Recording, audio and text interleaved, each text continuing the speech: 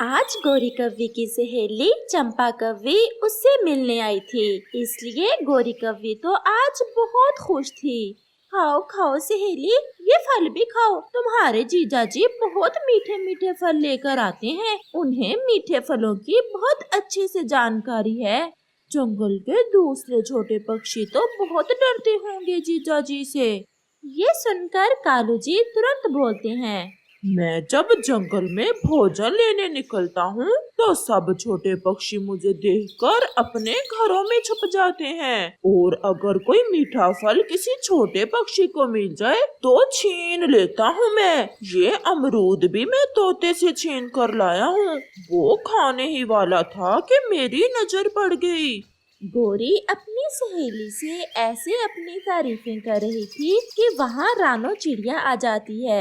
गौरी बहन, मेरे घर की छत टूट गई है, क्या आपके पास कुछ मजबूत लकड़ियाँ हैं? अगर है तो मुझे दे दें। ये कौन है लकड़ियाँ मांगने आ गई है? ये मेरी पड़ोसन है। मुझे तो लग रहा है कुछ ज्यादा ही गरीब है जो ऐसे टूटे हुए घर में रहती है। बस क्या करे, ऐसे गरीब पड़ोसी ना ही हो तो अच्छा है। कभी कुछ मांगने आ जाते हैं तो कभी कुछ। गौरी बहन, आप भी तो मुझसे भोजन मांग ही लेती हो। क्या हुआ जो मैं 2-4 लकड़ियाँ लेने आ गई? चल भाग यहाँ से। मैं कब गई थी तुम्हारे पास भोजन लेने? मेरी सहेली के सामने मुझे बेइज्जत कर रही हो। चिड़िया शर्मिंदा होकर वहाँ से चली जाती है। ऐसे गरीब पक्षी जो मुंह में आए बोल देते हैं।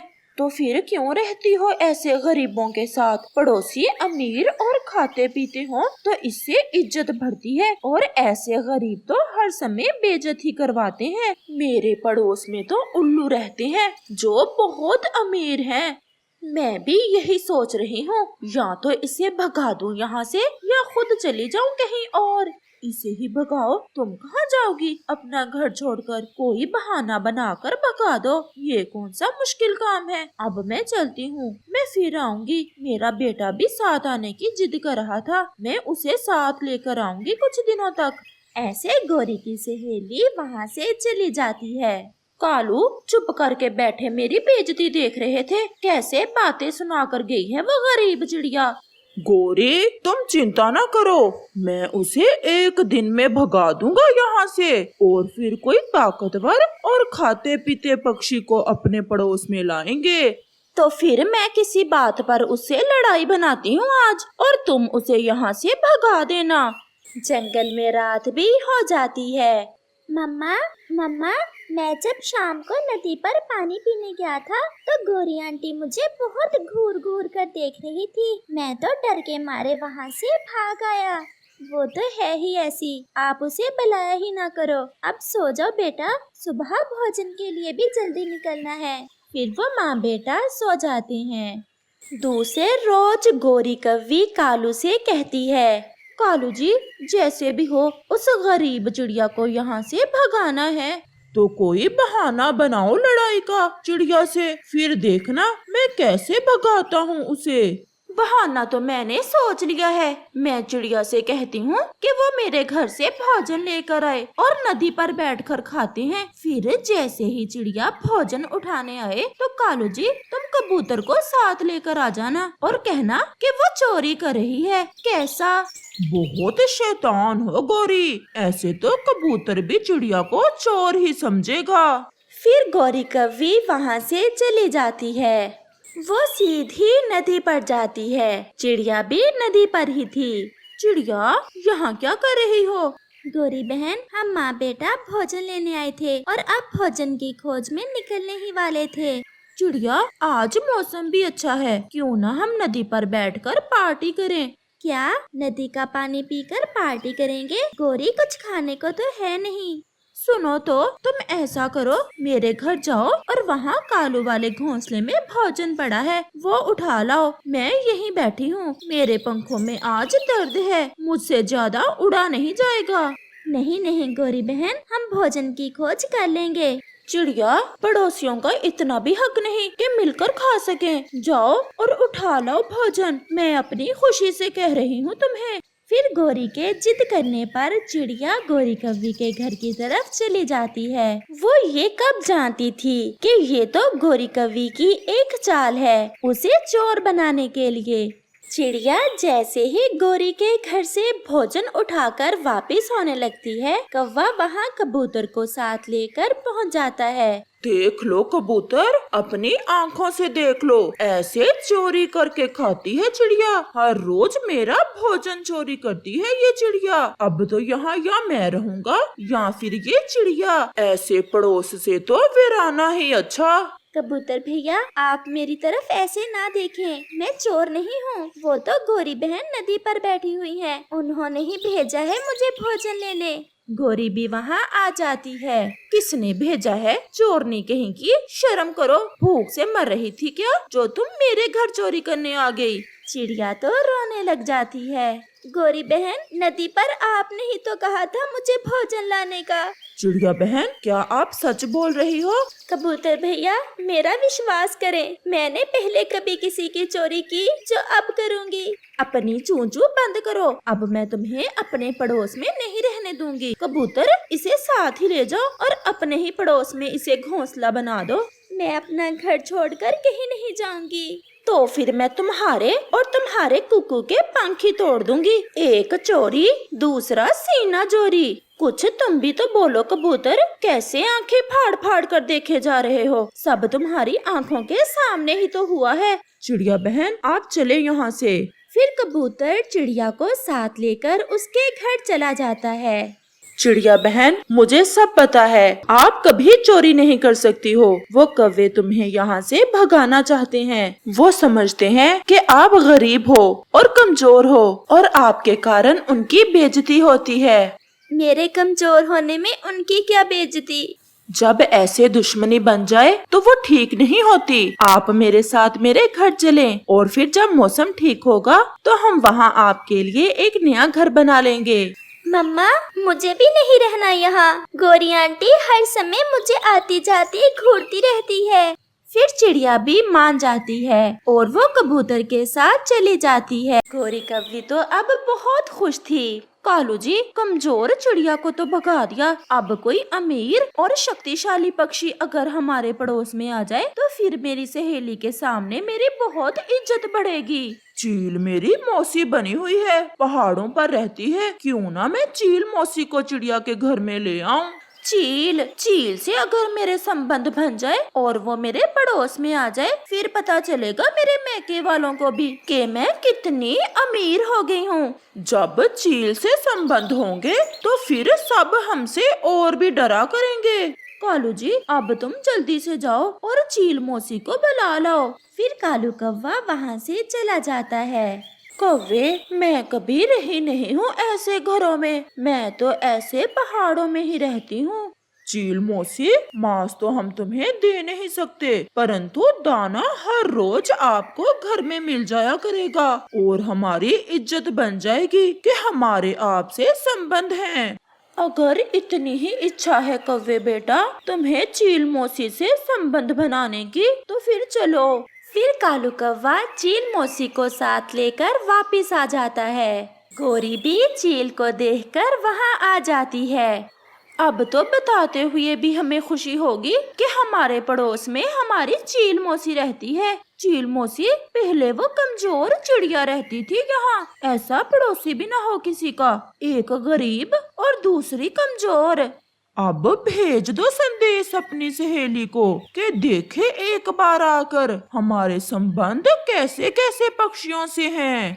अगर कहीं से कोई मरा हुआ जीव मिल जाए तो मेरे लिए ले आना, अगर ना मिले तो फिर सूखे दाने ही खा लूंगी। फिर गोरी और कालू अपने घर चले जाते हैं। ऐसे ही दिन और रात गुजरते गए और फिर एक दिन गोरी कव्वी की वही सहेली चंपा कव्वी फिर से गोरी से मिलने आती है। इस बार उसका छोटा बेटा भी साथ था। चील भी अपने घर के बाहर बैठी हुई थी। चंपा सहेली, देखो तो अब हमारे संबंध कैसे शक्तिशाली पक्षियों से हैं। चील मौसी रहती है अब हमारे पड़ोस में और हमारे बहुत अच्छे संबंध हैं चील मौसी से। अच्छा ही किया जो मेरे कहने पर भगा दिया उस कमजोर चिड़िया को यहाँ से। देखा बेटा, मेरी सहेली की दोस्ती चीलों से है, जाकर बताना अपने पापा को। चलो चलो, मैं मिलाती हूँ आपको चील मौसी से। गोरी बहन, रात को जाएंगे और बैठकर गप्पे लगाएंगे चील मौसी से। अब मुझे बहुत प्यास लगी है और मैं थकी हुई भी हूँ, क्यों ना एक बार नदी से पानी पी आए। चलो चलो, नदी तो पास में ही है। बेटा, आप अपनी आंटी जी के घर में ही बैठो, हम अभी नदी से पानी पी कर आते हैं और फिर मिलाऊंगी मैं अपने बेटे को चील मौसी से। फिर वो सब नदी की तरफ चले जाते हैं। सूखे दाने खा खा कर मेरा मन भर गया है, और वैसे भी मैं तो पहाड़ों पर ही ठीक थी। ये कौवे ने मुझे कहाँ लाकर बैठा दिया है। फिर चील की नजर सामने छोटे कौवे पर जाती है। अरे छोटा कौवा, इसका शिकार तो मैं बूढ़ी ही चील भी कर सकती हूँ। ये यहाँ क्या कर रहा है गोरी के घर में? क्यों ना आज पुरानी यादें ताजा करूँ और ताजा ताजा माँ से डिनर करूँ। वो चील तो उस छोटे कौवे को देख जवान चील की तरह तेजी से उड़ती है और उसे अपने पंजों में लेकर वहाँ से पहाड़ों की तरफ भाग जाती है। थोड़ी ही देर बाद गोरी, उसकी सहेली और कालू कौवा जब लौट कर आती हैं, चंपा अपने बेटे के टूटे पंख देखकर रोने लग जाती है। चंपा, चंपा मेरी सहेली, ये क्या हो गया? वो चील मौसी भी नहीं है और आपका बेटा भी नहीं है। वो खाकर भाग गई है मेरे बेटे को। उसने मेरा बेटा मार दिया है। ऐसे कौवे, कौवी और कौवी की सहेली चंपा कौवी को ये एहसास होता है कि ऐसे संबंध बनाने से हमेशा नुकसान ही होता है। इस कहानी से हमें सीख मिलती है कि हमें अपने संबंध हमेशा अपने जैसों से ही बनाने चाहिए। जंगल में बहुत तेज हवा चल रही थी। सब पक्षी डरे हुए थे।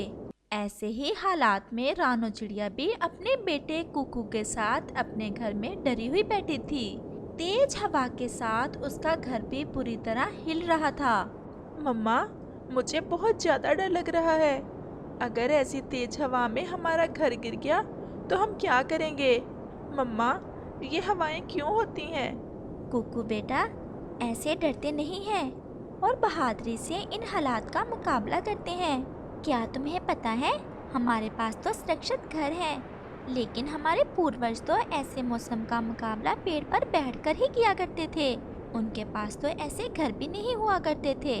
वो माँ बेटा ऐसे बातें कर ही रहे थे कि तेज हवा का एक झोंका आता है और उनका घर टूटकर नीचे गिर जाता है और वो माँ बेटा रोने लग जाते हैं। मम्मा, वही हुआ जिसका मुझे डर था। हमारा घर टूट गया। अब हम ऐसी सर्द हवा में क्या करेंगे? कुकू बेटा, तुम क्यों परेशान हो? मैं इसी जंगल की पुरानी बासी हूँ और मेरे सब पक्षियों के साथ अच्छे संबंध हैं। मैंने हमेशा दूसरों के साथ भला ही किया है। हम ऐसा करते हैं, कबूतर का घर पास ही है, हम उसके घर जाते हैं, वो जरूर हमारी मदद करेगा। कुकू, तुम्हें पता है, जब कबूतर इस जंगल में नया आया था तो उसके पास रहने को कोई घर न था। मैंने उसे कई रोज अपने घर में रखा था और भोजन भी दिया था और फिर उसके साथ उसका घर भी बनवाया था। तो मम्मा, हम कबूतर अंकल की तरफ ही जाते हैं, फिर तो वो जरूर हमारी मदद करेगा। और फिर रानो चिड़िया और उसका बेटा कुकू कबूतर की तरफ चले जाते हैं। अच्छा ही हुआ जो आज मेरी पत्नी अपने माँ के पास गई हुई है। हमारा तो घर भी बहुत कमजोर है। अगर मेरी पत्नी भी आज होती तो ये घर इस तेज हवा में हम दोनों का बोझ बर्दाश्त ना कर पाता और टूट जाता। कबूतर ऐसा सोच रहा था कि उसके घर का दरवाजा बजता है। कौन है? मम्मा, मम्मा, कबूतर अंकल तो जाग रहे हैं। मैं हूँ रानो चिड़िया। कबूतर भैया, मेरा घर इस तेज हवा में टूट गया है और ठंड बहुत ज्यादा है। आप हमें अपने घर में रख लें। सच जानो तो मैं झूठ नहीं बोल रहा। मेरा घर बहुत ज्यादा कमजोर है।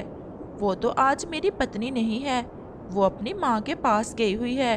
अगर वो भी इस घर में होती तो ये घर गिर जाता। ये ज्यादा बोझ नहीं उठा सकता। ऐसा सुनकर रानो चिड़िया के पास तो कोई जवाब नहीं था। वो बहुत हैरान होती है और अपने बेटे से थोड़ा शर्मिंदा भी। मम्मा, कबूतर अंकल तो आपके अच्छे दोस्त हैं और ये भी ऐसा ही कह रहे हैं। क्या अब कोई भी नहीं रखेगा हमें अपने घर में? लेकिन रानो चिड़िया खामोश रहती है। कुकू, चलो हम कालू कौवे और गोरी की तरफ जाते हैं। वो तो मान ही जाएंगे, उनका तो घर भी नया है, अभी पिछले दिनों ही बनाया है कालू और गोरी ने। और फिर वो माँ बेटा वहाँ से कालू कौवे के घर की तरफ चले जाते हैं। कालू भैया, क्या जाग रहे हो? जल्दी से दरवाजा खोलो, बाहर हवा बहुत तेज है। कौन हो तुम और क्यों शोर मचा रही हो? और अगर बाहर हवा तेज है तो अपने घर जाओ, ये मिलने मिलाने का समय नहीं है। सबको अपनी अपनी जान की पड़ी है इतनी तेज हवा में। मैं कोई और नहीं हूँ, मिलने नहीं आई ऐसी तेज हवा में। मेरा घर टूट गया है और मैं रानो चिड़िया हूँ। पहचाना नहीं आपने मुझे? चिड़िया, अगर तुम्हारा घर टूट गया है तो हम क्या करें बताओ? कालू भैया, मुझे अपने घर में आने दें, ठंड ज्यादा है। मैं तो तोते भैया की तरफ गई थी पहले, लेकिन वो तो सोए हुए थे, उठ ही नहीं रहे थे। चिड़िया, एक मैं, एक गोरी और एक हमारा बेटा, ये हमारा घर इतना मजबूत नहीं है कि तुम दोनों का भी बोझ बर्दाश्त कर सके। तुम ऐसा करो, कबूतर की तरफ चली जाओ। मैं गई थी कालू भैया, लेकिन कबूतर भी यही बात कह रहा है कि उसका घर कमजोर है, ज्यादा बोझ नहीं उठा सकता। हम माँ बेटे का कौन सा ज्यादा बोझ है? अच्छा, ऐसा करो, तुम अपने बेटे को भेज दो अंदर, लेकिन तुम नहीं आ सकती। ऐसा ना हो कि तुम्हारे वजन से ये घर ही गिर जाए। बस इतना ही कर दें, आप मेरे बेटे को ही अपने घर में रख लें और मैं पेड़ पर बैठ जाती हूँ। नहीं मम्मा, मैं आपको ऐसे छोड़कर कैसे जा सकता हूँ कालू अंकल के घर? कुकू, अपनी माँ की बात नहीं मानोगे? मैं जो कह रही हूँ वो तुम करो। कालू भैया, आप दरवाजा तो खोलें, बस कुकू ही आएगा अंदर। और फिर कालू कौवा दरवाजा खोल देता है और कुकू कालू के घर में आ जाता है। कहाँ, यहाँ नहीं? मेरे जग्गू की नींद खराब करनी है क्या? वहाँ बैठ जाओ थोड़ा दूर। और कुकू रोते हुए एक तरफ होकर बैठ जाता है। रात भी बहुत ज्यादा ठंडी थी और ऊपर से इस तेज हवा ने तो और भी ठंड बढ़ा दी थी। रानो चिड़िया एक पेड़ के नीचे बैठ जाती है और रोने लग जाती है। ये कैसे स्वार्थी पक्षी हैं सब। मैंने हमेशा सबकी मदद की, सबका ख्याल रखा, और आज मेरा घर टूट गया तो कैसे सबने मुझसे मुंह मोड़ लिया। न जाने इन पक्षियों के मन इतने पत्थर क्यों हैं। रानो चिड़िया सारी रात ऐसे ही गुजार देती है और फिर सुबह हो जाती है और हवा भी रुक जाती है। कालू और गोरी भी अपने घर से बाहर निकल आते हैं। ये देखो चिड़िया, ये देखो, यहाँ से भी टूटा हुआ है और यहाँ से भी बहुत कमजोर है मेरा घर। आप सच ही कह रहे हो, मेरा कुकू नहीं उठा अभी तक। आप प्लीज मेरे कुकू को जगा दें, हमने नया घर बनाना शुरू करना है। चिड़िया, कितने दिनों में बन जाएगा तुम्हारा घर? गोरी बहन, अभी तो सारा काम करना है, 2-4 रोज तो लग ही जाएंगे। चिड़िया, मुझे तुम पर बहुत दया आ रही है, तुम ये 2-4 रोज हमारे घर में ही रह लेना हमारे साथ, लेकिन एक शर्त है। ये तो आपका बहुत एहसान होगा मुझ पर और मेरे बेटे पर, लेकिन क्या शर्त है? तुम इतने दिन हमारे लिए भोजन लेकर आओगी जितने दिन हमारे घर में रहोगी। मुझे मंजूर है गोरी बहन, जितने दिन हमारा घर नहीं बन जाता मैं रोज शाम को आती हुई आप सबके लिए भोजन ले आया करूँगी। और फिर कुकू भी आ जाता है। कुकू, चलो बहुत ज़्यादा काम है। और फिर कुकू और रानो चिड़िया वहाँ से चले जाते हैं। वो सारा दिन काम करते हैं, वो सूखा घास लाते हैं और फिर कुछ लकड़ियाँ और अपने घर में नरम नरम घोंसला बनाने के लिए कुछ सूखे पत्ते भी। मम्मा, आपको रात बहुत ठंड लगी होगी, बाहर तो बहुत तेज हवा चल रही थी। कुकू मेरी जान, मुझे बस तुम्हारी ही चिंता थी। मैं तो पहले भी ऐसी कई रातें ठंड में गुजार चुकी हूँ। वो तो भला हो कालू और गोरी का। चलो, तुम्हें तो रात रख लिया अपने घर में गोरी ने। गोरी ने आज कहा है जितने दिन हमारा घर नहीं बन जाता हम दोनों उनके घर में रह सकते हैं। क्या क्या मम्मा, लेकिन रात को तो माँ नहीं रही थी। लेकिन उसने ये भी कहा है कि जितने दिन हम उनके घर में रहेंगे उन सब का भोजन हम लेकर जाया करेंगे। अब चलो। और फिर वो माँ बेटा भोजन ढूंढते हैं और फिर शाम हो जाती है। कुकू और उसकी माँ वापस चले जाते हैं। कालू कौवा, गोरी और उनका बेटा जग्गू घर में ही थे। भोजन लाई हो ना? मैं ले आई हूँ गोरी बहन, ये सब आपके लिए ही है। हम दोनों ने तो खा लिया है। गोरी बहुत खुश हो जाती है। वो सब भोजन खा लेते हैं और सो जाते हैं। और फिर सुबह हो जाती है। गोरी बहन, मेरा घर तो आज शाम तक ही बन जाएगा। बस हम आज की रात ही रहेंगे आपके घर, और कल से हम अपने घर में ही रहेंगे। और फिर चिड़िया वहाँ से चली जाती है। गोरी, चिड़िया का तो घर ना ही बने तो अच्छा है। एक कोने में लेट जाती है मासूम चिड़िया, लेकिन हमें तो भोजन की चिंता नहीं करना पड़ती। कालू, बात तो तुम्हारी ठीक है, घर में बैठे बैठाए भोजन मिल रहा है। कालू, हम ऐसा करते हैं, जब चिड़िया का घर बन जाए तो हम उसके घर को आग लगा देंगे और वो फिर से हमारे पास ही आएगी और हमारा भोजन तो मिलता रहेगा। गोरी, सच में तुम बहुत शैतान हो, हम ऐसा ही करेंगे। दूसरी तरफ रानो चिड़िया सारा दिन काम करती है और अपने लिए एक सुंदर सा घर बना लेती है। वो घर बहुत ज्यादा मजबूत था। रानो चिड़िया और कुकू वहाँ बैठे हुए थे कि कालू और गोरी का बेटा जग्गू भी वहाँ आ जाता है। आंटी, ये घर आपका है? हाँ जग्गू, हमने नया घर बनाया है। आंटी, मैं थोड़ी देर सो लूं आपके नए घर में?